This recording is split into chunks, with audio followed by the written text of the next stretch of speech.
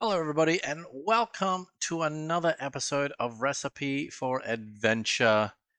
Now, last time we went to Silvertoe's farm and we got ambushed by a bunch of bandits, and we talked about all the things that could happen there, how the players could have dealt with it, and what they do after they dealt with it, and actually arriving at the farm itself. Then we also talked about Jumper and some of the rewards we could get for this little quest, and we're going to actually talk about the quest this episode. But before that, Sai, you have a question for me?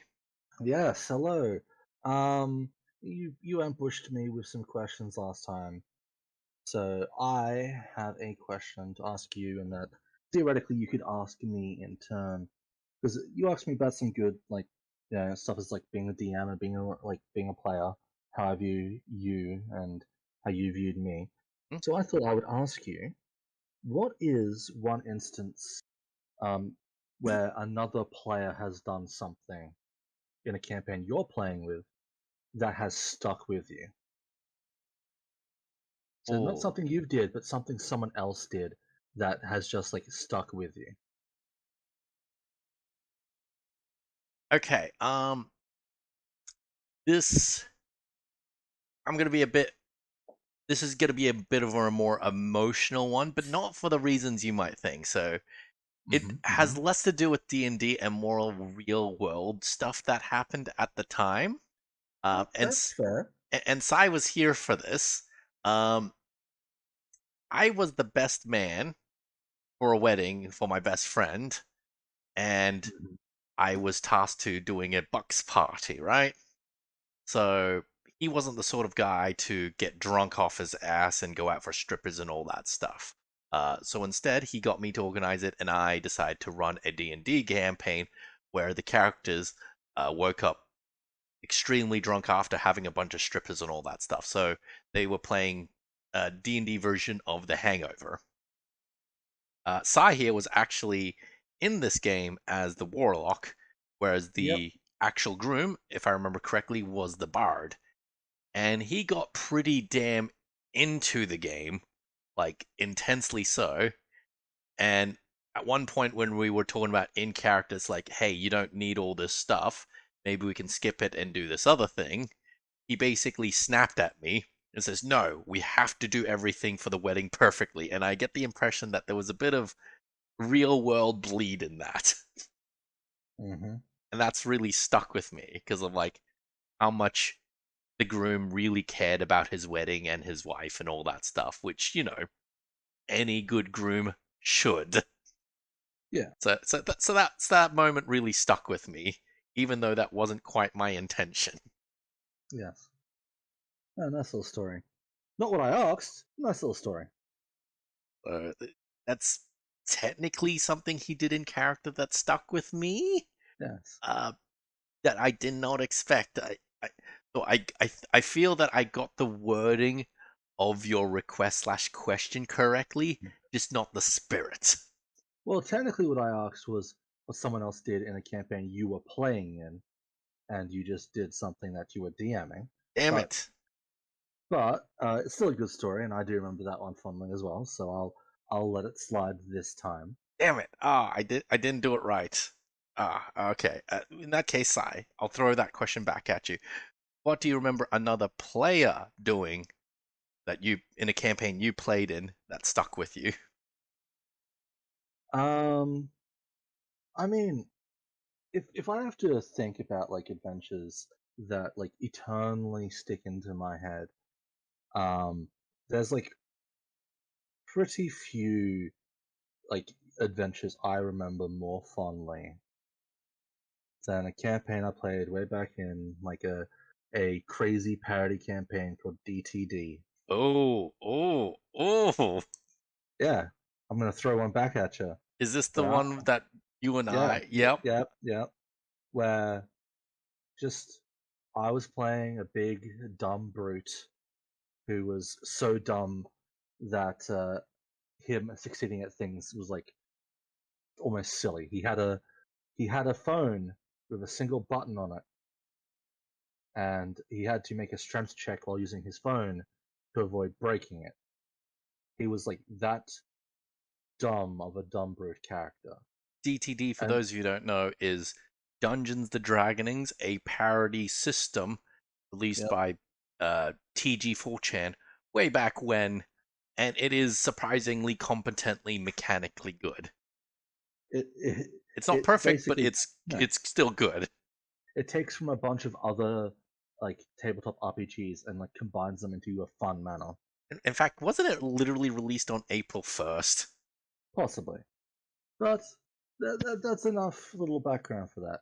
What really stuck out with me was like the character that I played alongside. It's like I'm a big dumb brute, and my companion was a small floating skull with some mechanical instruments put into it.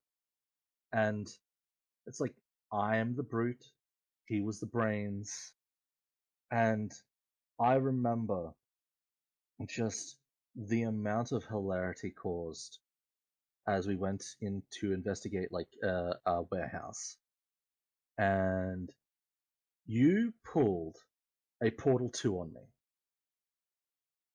because you did the whole thing of I know how to open this door, but I can't do it while you're watching,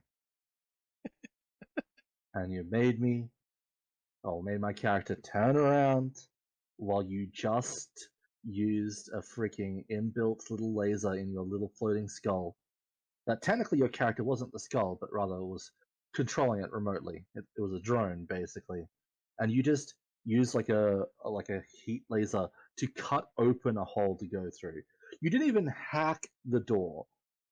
You had the ability to hack open the door, but instead you literally used a laser cutter to cut a giant hole in the door, and then said, "Okay, turn around. I opened it."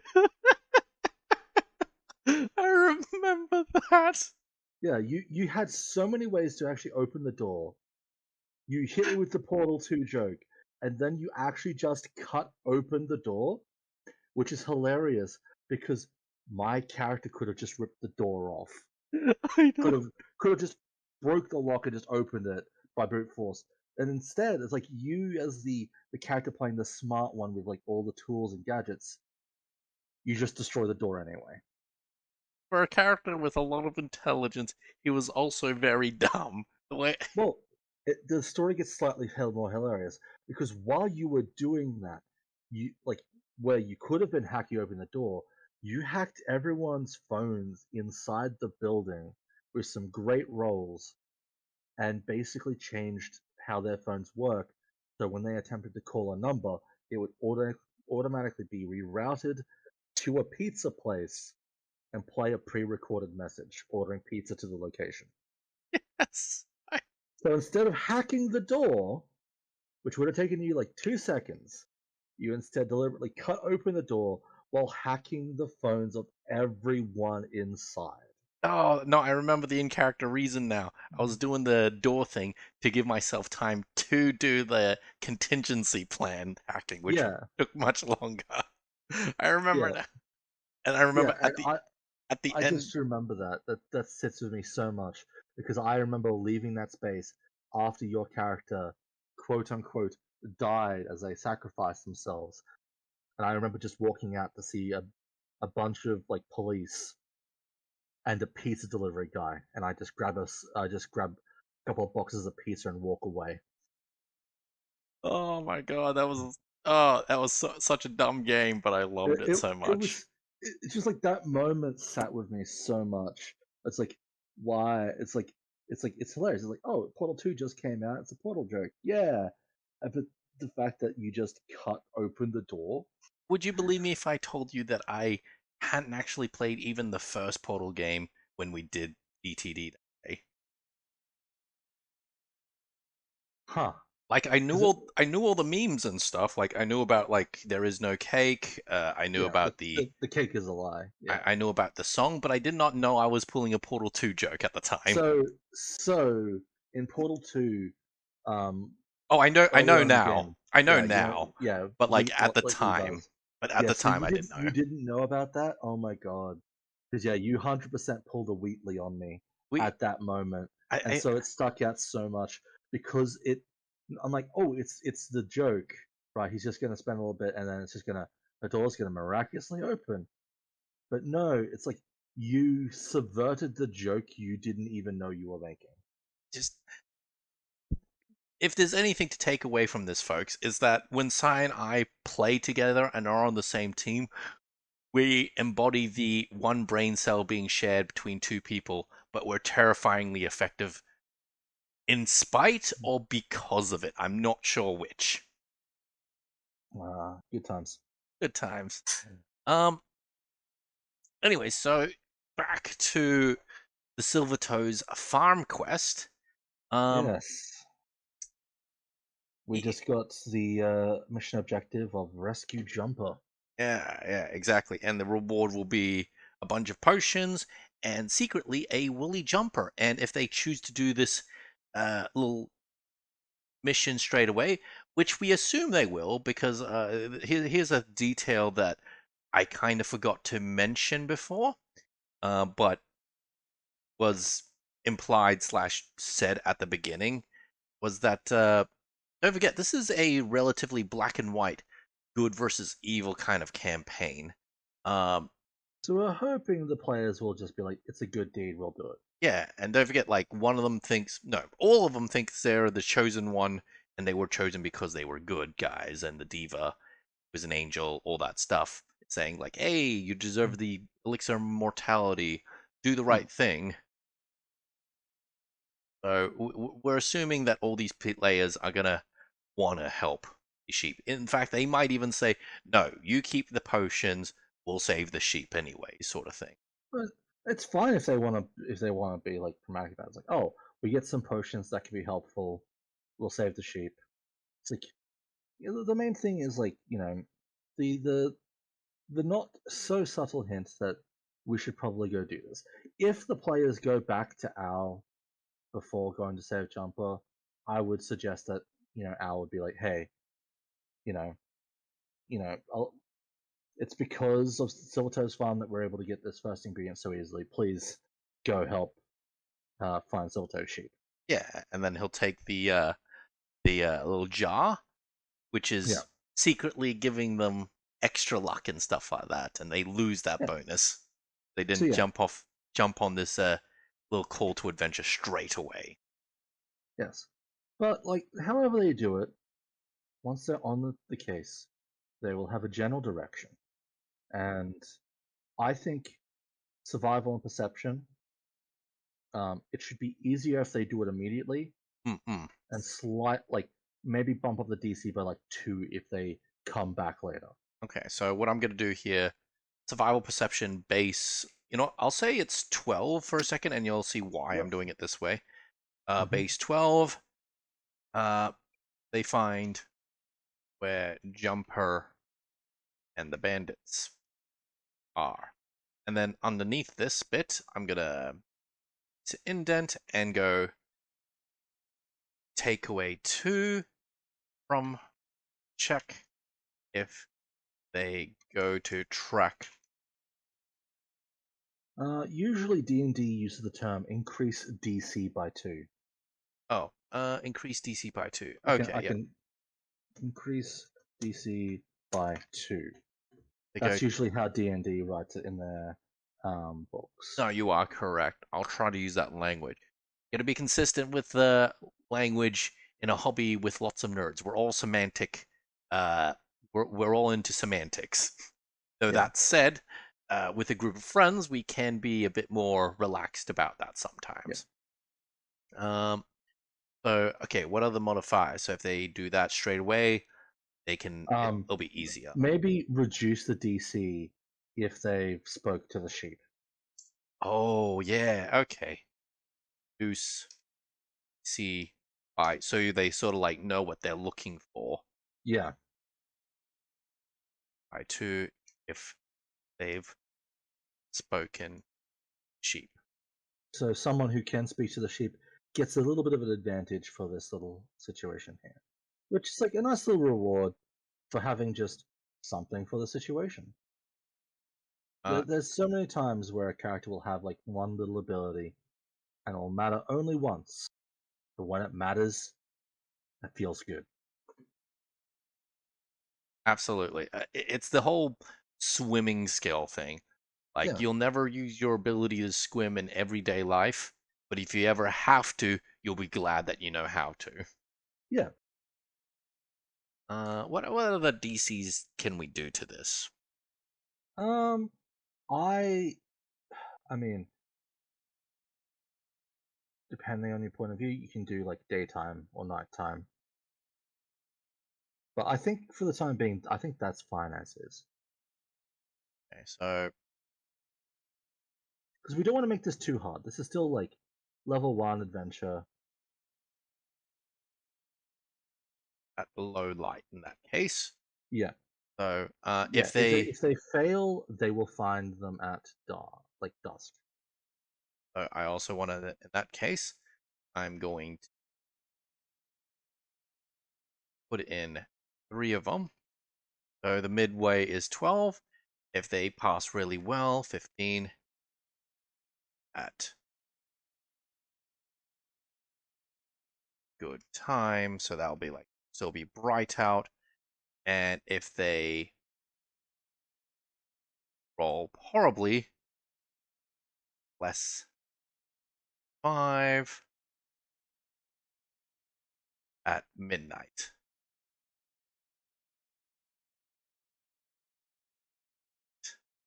Uh,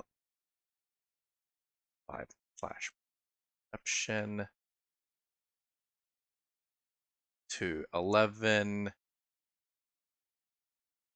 Fine.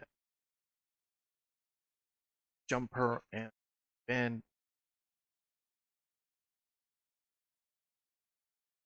at they're not quite like afternoon, midnight, so at evening. Evening. Okay, Yeah, so when it's getting dark, but not quite. Okay, so if they fail, we can sort of like describe it, and this is like this is a bit of advice for all DMs. You don't want to have the entire game completely stop because someone rolls the dice badly, because that's all based on random chance and stuff. You can have it fail. You can have things end badly because of a bad fight, perhaps. You can have things end badly because the players made a terrible decision. But the point is, you want players to have at least some control over certain things.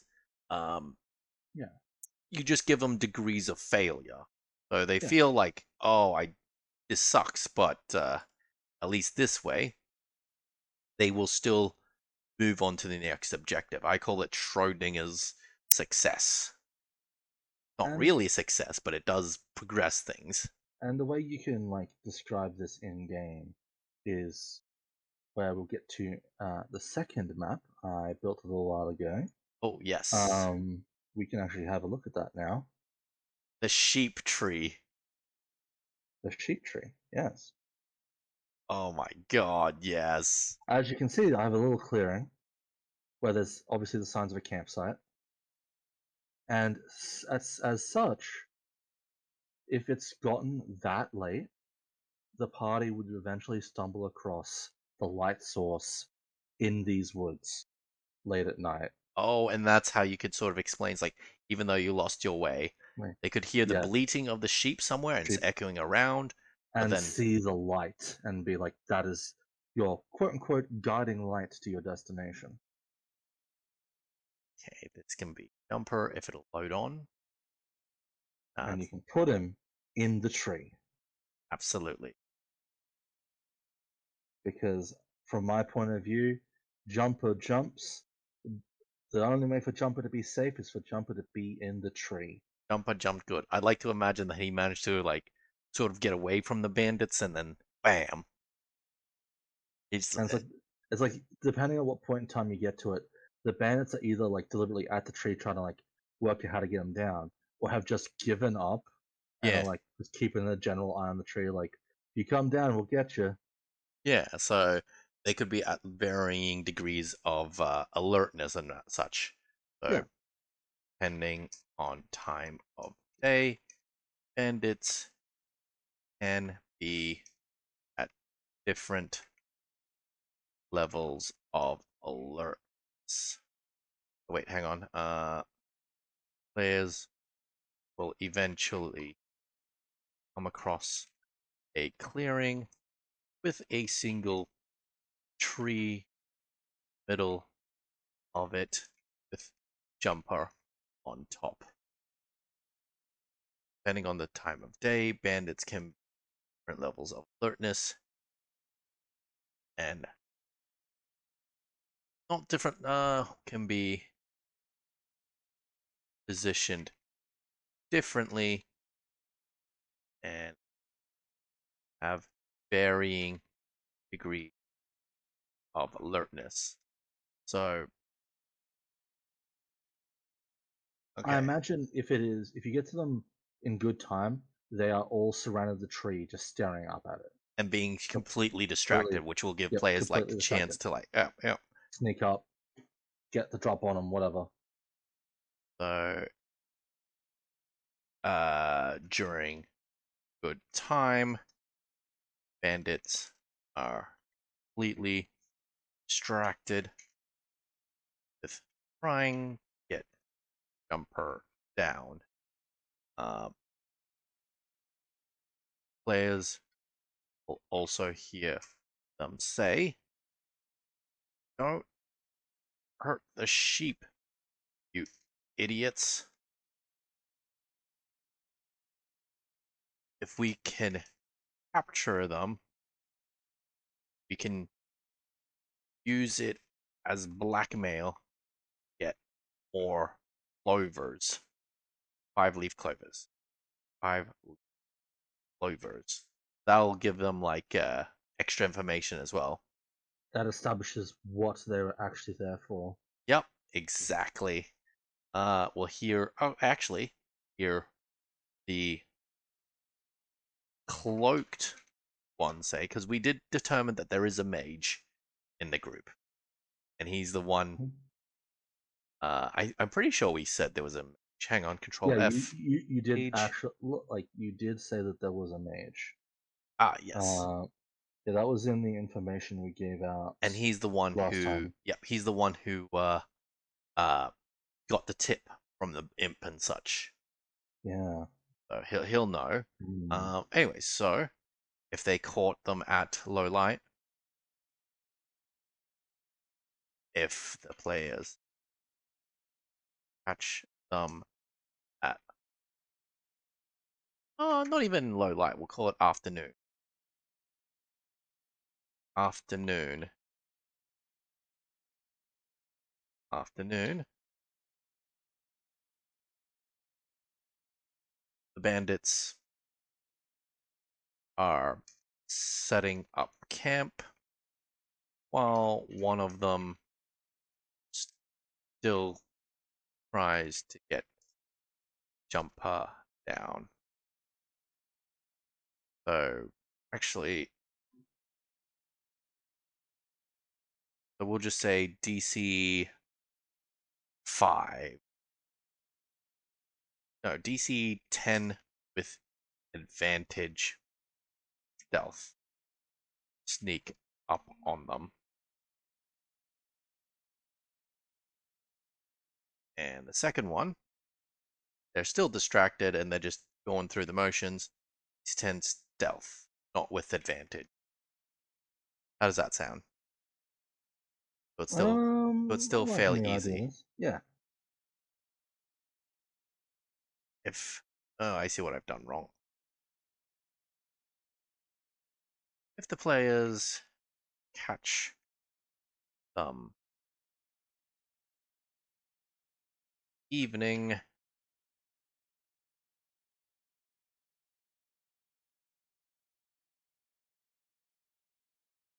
they will have set up watch with one bandit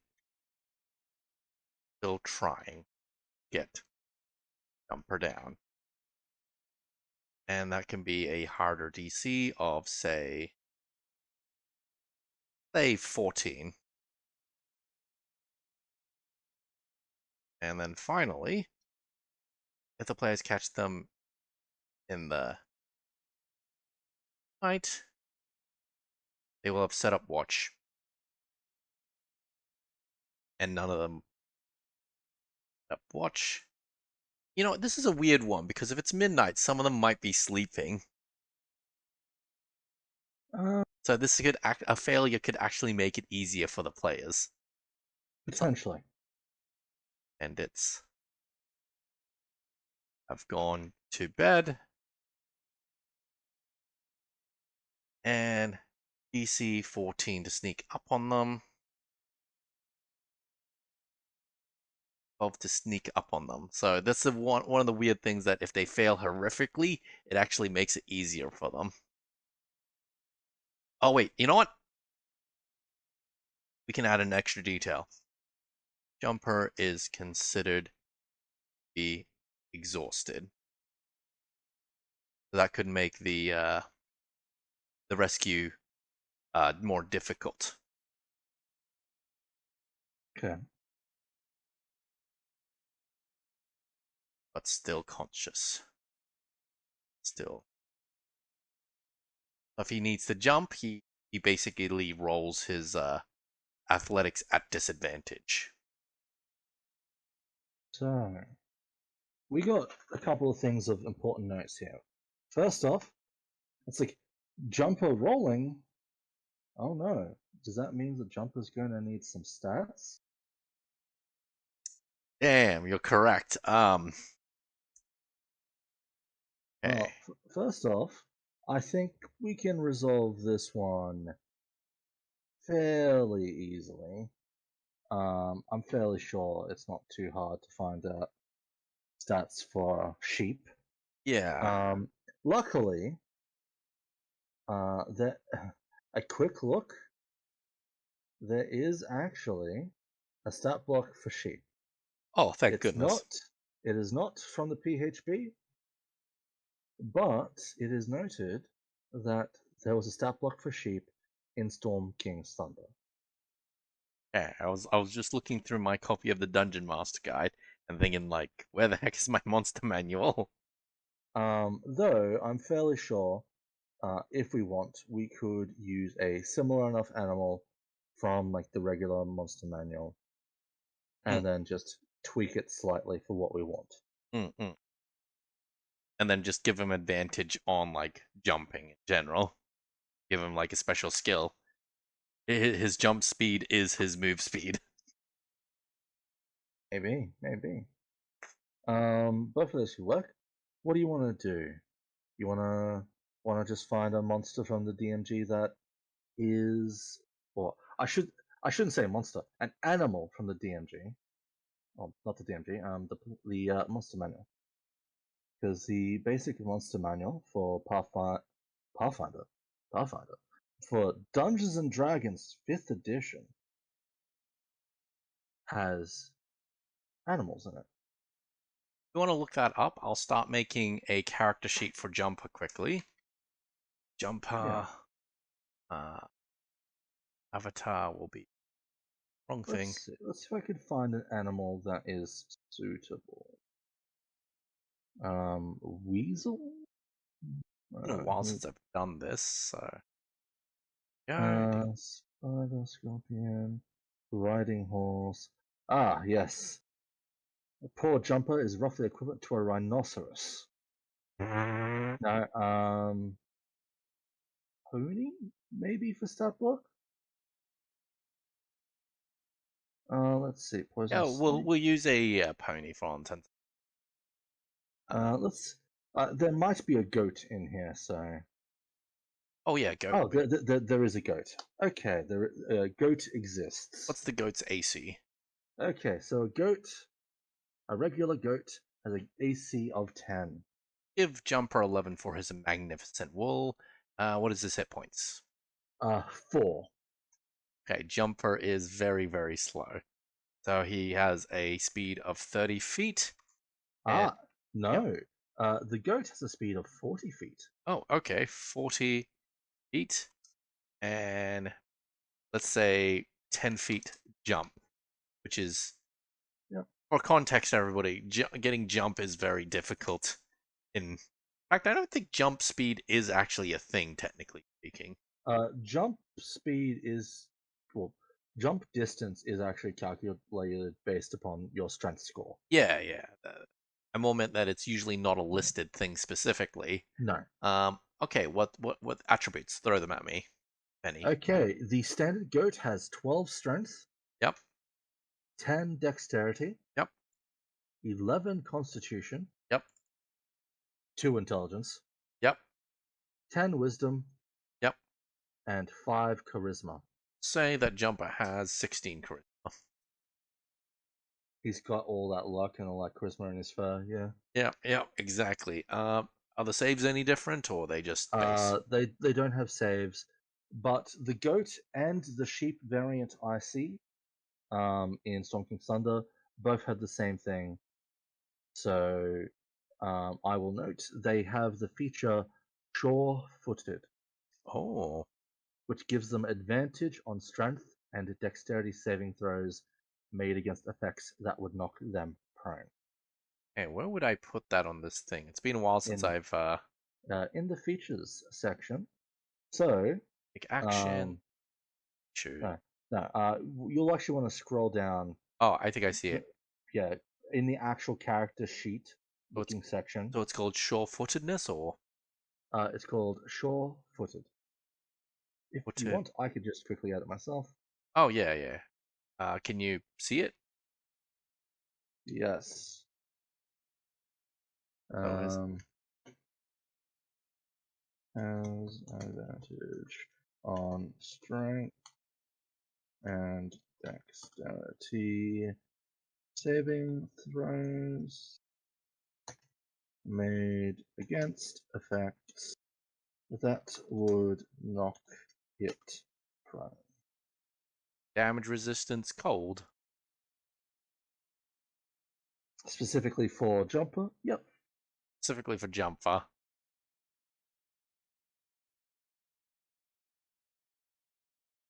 I'm kind of And I would give him, uh, well, I would not give him an athletics 0. His athletics would be 1 by default. oh right. But I think it would be worth giving him proficiency, making his athletics 3. Because he is the jumping boy or girl, and thus jumper being able to do a little bit of extra like athletics makes sense. All that fanciness.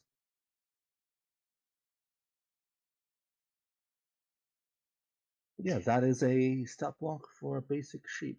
Now, the goat also has 2 features based upon attacking, whereas the standard sheep, does not. Okay, what kind of attack does he have? So, the attack they have is called Ram. Make sense? It is a +3 to hit, ranged 5 feet, Yep. and does 1d4 plus 1 bludgeoning damage. But they also have a feature called Charge. Feature. It's not actually a It's a feature which I can add in quickly. please. Well, basically, if it moves at least 20 feet in a straight line, then makes a ram attack on the same turn, it basically deals an additional 1d4 bludgeoning damage. And they must make a strength saving throw or be knocked prone. I'm gonna make an edit to that. Give me a second. I'm just tweaking the formatting because I just did a quick PDF copy and paste. Oh, it looks There we fine go. to me. I'm gonna make an Well, edit to that. yep. Oh, what's the plan? What's the objective? Eh, I'm gonna make it a Jumping surprise. charge. Ah, you can Yep. already see it.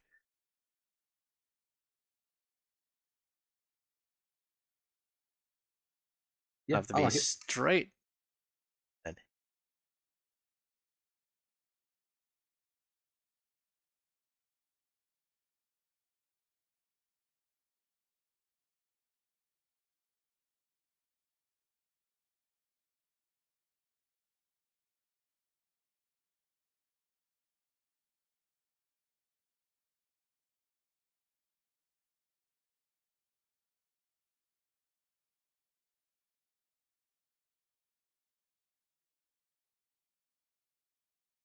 attacks of Mm, opportunity.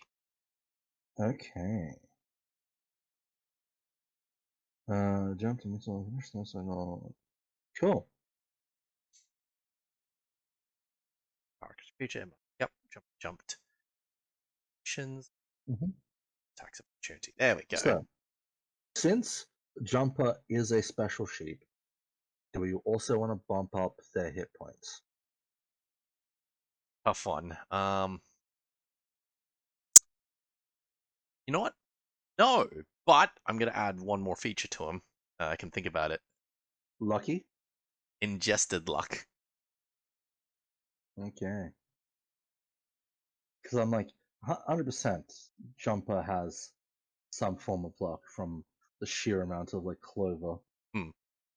Due to all the ingested 5-leaf clovers, Jumper not to be hit. Jumper, wait. It's all critical against them as if they misses. I love the idea that they can't be hit by attacks, but they can just be grappled and carried away. So it's like, well, they can be hit by normal attacks. It's just that if they're critical hits, it fails automatically. Yeah. Um, additionally, um, if they are reduced pro hit points, they are automatically. Additionally, oh wait, no,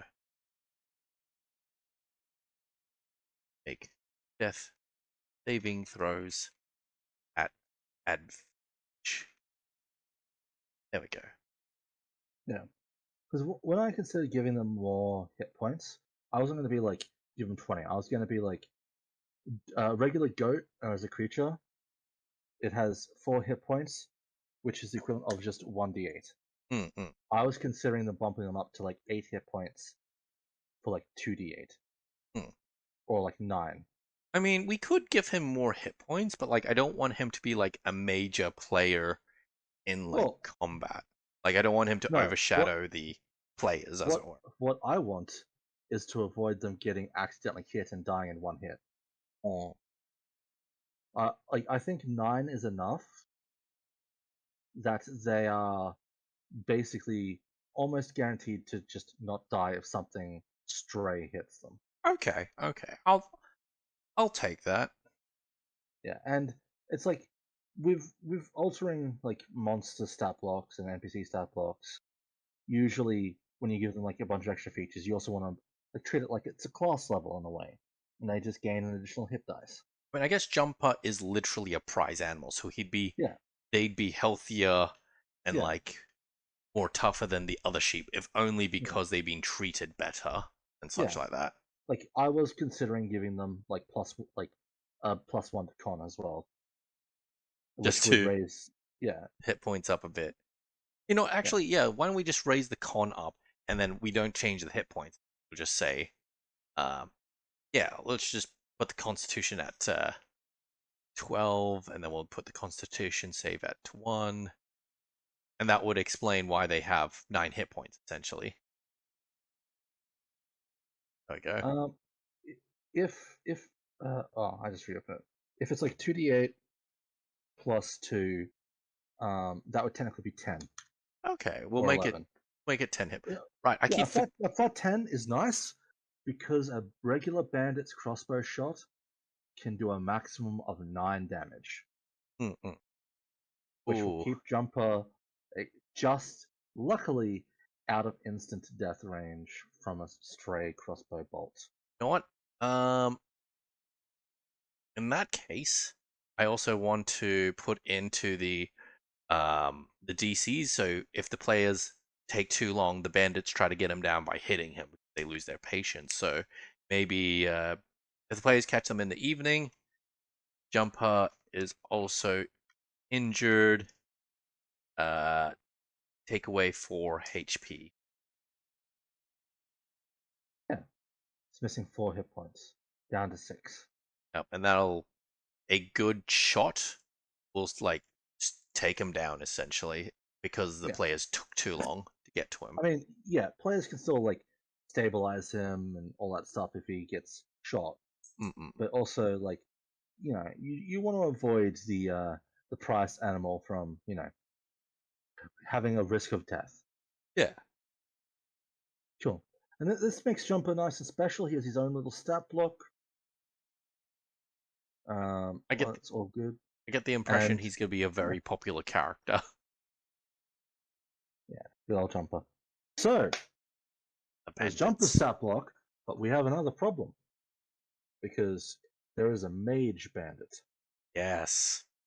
Now we got to be careful. Mages are generally pretty powerful, Um, but we don't we don't want to do anything too crazy at the moment. don't. But I have an idea. Oh. Um, like the regular bandit is basically challenge rating 1/8. But They are pretty weak. yeah. There is the apprentice wizard who is a CR 1/4, Oh, okay. so So that, a little bit stronger than the average bandit in terms of like stats, and has a little bit of spells that they can use. Um, Mordenkainen presents Monsters of the Multiverse. When that came out, it did get a slightly adjusted stat block that is also a bit more easy to understand, and I think would potentially work pretty well. Though I might want to keep one of the old things from it as well. But I think the Apprentice Wizard stat block might work pretty well. okay. Uh, you make that. I'm just gonna quickly find a good token for everything and then Cool. reposition them. So, like, I'm what are we gonna thinking? Like, just 4 bandits and the mage? That'll be a pretty tough, like, boss yep. fight. I'm gonna call him just like Bandit Wizard, just for my own sanity, Yep. and I will quickly whip up some stats. And this will be the guy who has contact with the. So maybe like, uh, We well, can give him an actual name, but I'm gonna make like a generic stat block, yeah. which is just the Apprentice Wizard. Um, We have a. Is there a? Is the message spell like a level 1 spell, or level 2 spell? I can never. Message. Yeah. I think message is level 1, I believe. Okay, I do want him to have that so he can sort of stay in contact with like the imp and Yeah. 10. mage or character that looks like a mage somewhere. Yeah. Arcana. History. Where's history on this? Here we are.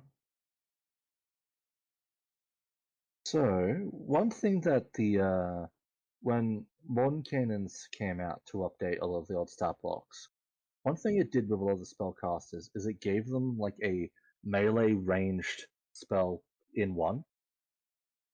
So, like, they'll have like Arcane Burst, which can be melee or spell, and is basically just a spell attack to hit in melee and ranged.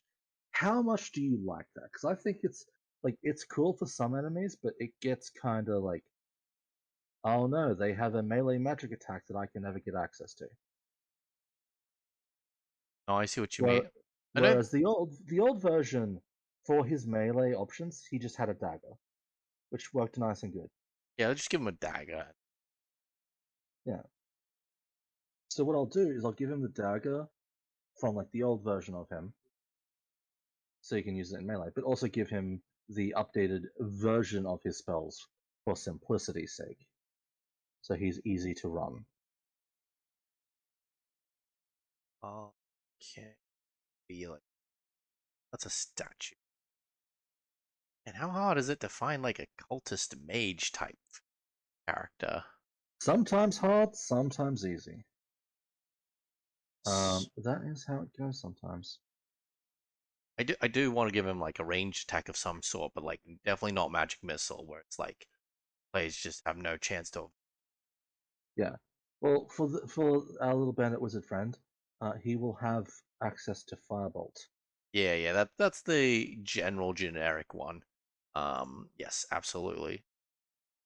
which is 1d10 fire damage. Can hit hard, could hit very soft. But that's like a nice, flexible, like recently, like decently dangerous, really showy spell. Him having access to firebolt at ranged, a dagger in melee is a lot less dangerous, and then he can just have a couple of extra spells with the spell casting feature, which will give us a nice little flexible spellcaster with some simple spells. Because the standard apprentice wizard stat block for the updated version has Mage Hand and Prestidigitation, which are just like the useful like average little cantrips, and then has 3 spells he can use once per day: Mm-mm. Burning Hands, Disguise Self, and Mage Armor. Yeah, we can probably replace disguise self with mess base. Yeah, cool. Disguise Self replaced with Message. Burning Hands as a way for them to be like a threatening, like, hey, a bunch of guys coming up on me. Here's my threat back.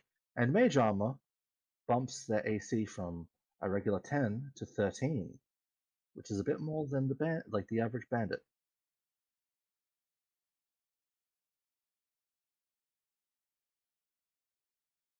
I think would work really well if I didn't accidentally stick the character sheet up into Oblivion. This is our wizard. Ooh. Okay. Female token with a cool staff. I have to quickly refresh the Roll20 because I accidentally moved a tab to a place I cannot reach. Somehow. But yeah, so we've got a female wizard. That is a female bandit wizard spellcaster individual. Yep. Um, I so chose her that's because she fair. has a skull on her shoulder, and that screams like evil. Well, I mean, it screams evil. But now we have a character that we can start writing up in terms of like description. Because like we just got the generic bandit wizard stat block, but does our little ringleader of this little kidnapping have a name?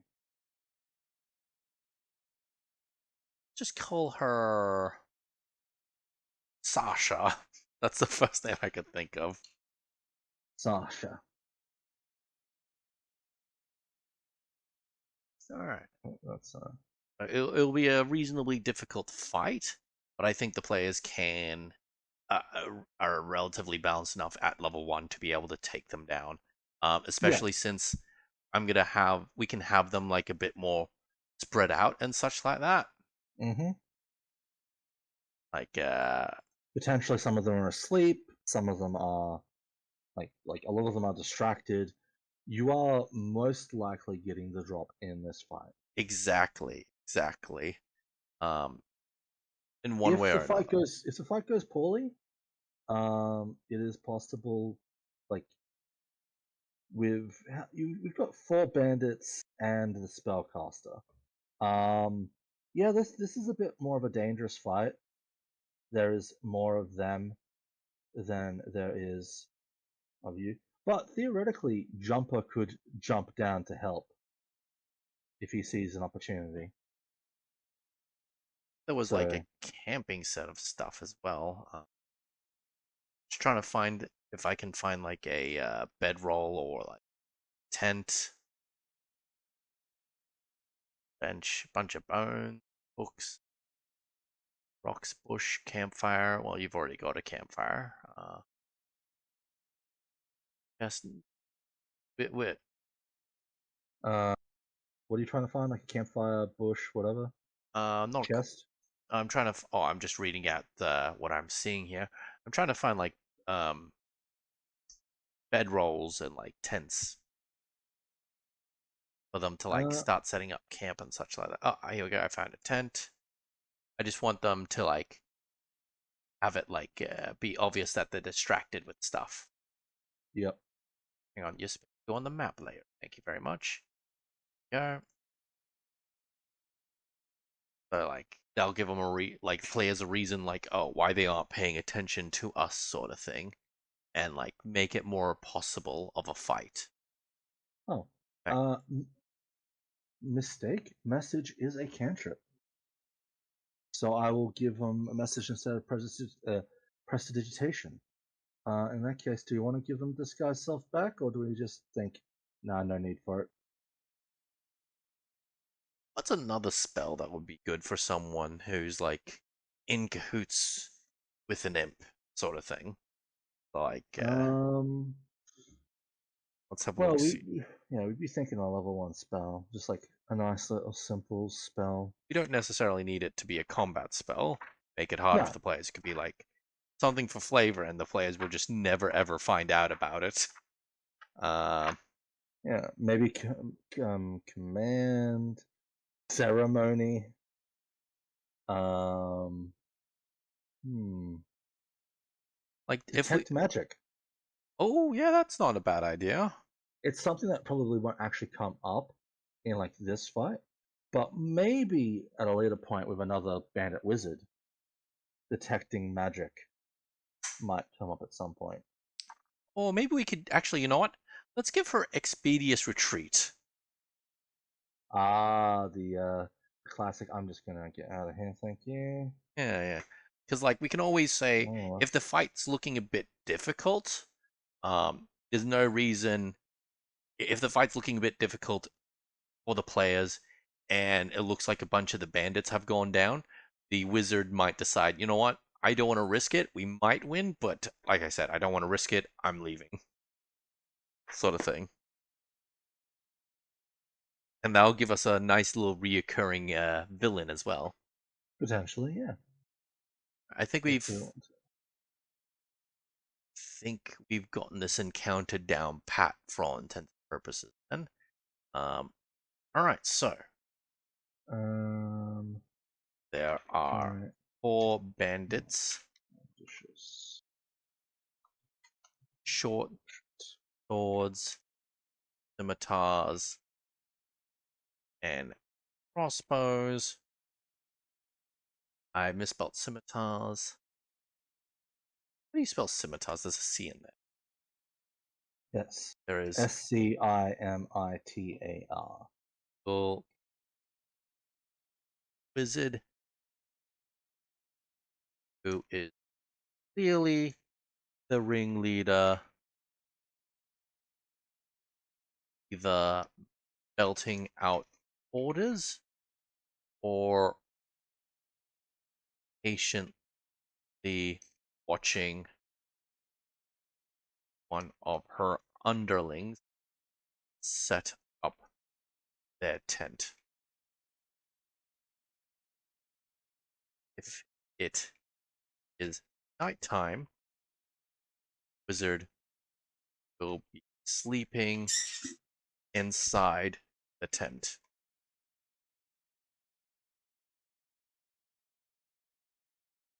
Okay. And then the bandits can sort of like sleep outside, sort of thing. Yeah. But yes, the bandit with the stat block, I think is done. So you can go have a quick look over it. Pretty simple, pretty easy to deal with. Sorry, did you hear that? I heard something. I have no idea what it was though. Yeah, don't worry about it. Yeah, I just had to. My microphone was. Okay. So, yeah, this is a weird thing in that depending on how much the players fail, they could actually make the encounter a bit easier on them in a different way. I have had it happen once before, where the party in the early days were trying to fight like a wannabe necromancer, Huh? but the wannabe necromancer managed to take down one of the party members, and so they had to retreat for a while. Huh? The necromancer was on constant guard, hiding in his little hidey hole, waiting for them to come back as after he escaped. And he was like backed into a corner. He Hmm. waited and waited. The party took so long traveling back to town to recuperate and heal up before coming back in. By the time they got back, the necromancer had fallen asleep in his little hidey hole. Let that be a lesson to everyone. Because the players fail at something does not necessarily mean that things get worse for them. I mean, look at Mr. Bean. He fails at stuff all the time, but doesn't always mean he fails and has those bad things happen to him. Sometimes it's work out. Sometimes. Failure is the father of success. Let's see. So eventually they beat them. Sasha, the leader of this group. So she's not the Bandit King specifically. No. Uh, and we'll talk about the Bandit King later, but she is, for all intents and purposes, the face of the bandits for now. Assuming she can get away, um, he will run away if things start going bad. Uh, we can leave it up to the DM runs this as their interpretation of what it means to have things going bad. So like maybe half the bandits like start dying. Maybe she's run out of Yeah. spell slots except for the one which she saves up for tedious retreat. Um, yeah, we'll write that down. Well, how the stat block, the new stat blocks work out stuff is that it's a once per day basis for each of her spells. Oh, so she doesn't even might not even be able to use the. Oh, So she basically how it works is that she has three spells she can use once per day each. wait. Mage armor, which is assumed that she's already used, Yeah. once for expeditious retreat, and once for burning hands. So she'll use Burning Hands once, and if things look like they're going back, then she can still use Expeditious Retreat. Expeditious retreat to get out of there. Okay. In that case, yep. Run away if things start going bad. Using the spell Expeditious Retreat. So, okay. Go. Um. Like she's not too strong. Um, like 13 health is not much. It's a little bit better than the average bandit, but only by a little sliver. I was about to say that's pretty good for a level 1 mage. Yeah.